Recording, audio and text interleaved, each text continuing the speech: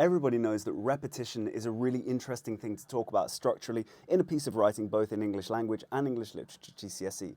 But what if we wanted to go beyond just saying repetition? We don't want to repeat ourselves, if you'll excuse the pun, so why not think about the other types of repetition? So if you have a repeated structure from sentence to sentence, so he likes birds, she eats frogs, okay, ridiculous set of sentences, but they follow the same syntactical structure. We call that syntactic parallelism. It draws these sentences together, often for the sake of contrast. We can have repetition at the beginning of sentences compared with at the end of sentences, or lines, indeed, if it is poetry or drama.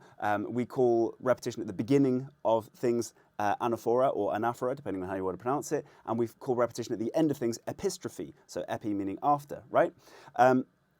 And that can obviously tie things together in terms of the lineation in poetry. We can talk about fields, so semantic fields or lexical fields relating either to connection in meaning or connection in definition. And that way we can talk about repetition throughout a piece of text rather than in a small confined window.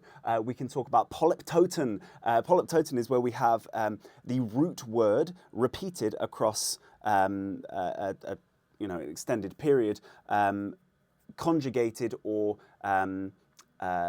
undergoing morphology in different ways. So you can have,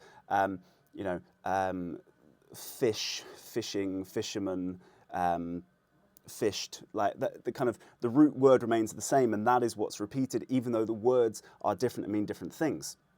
We can talk about the concept of callbacks, where we have a particular idea planted early on and then deliberately and explicitly referred back to, and we call that kind of callbacks, and it's particularly useful in comedy writing, etc., etc. Repetition is not as simple as repetition. If you can upskill when it comes to these nuances, you can show the nuance in the differences of effect, which is what's going to get you the mark more than just knowing these cool words.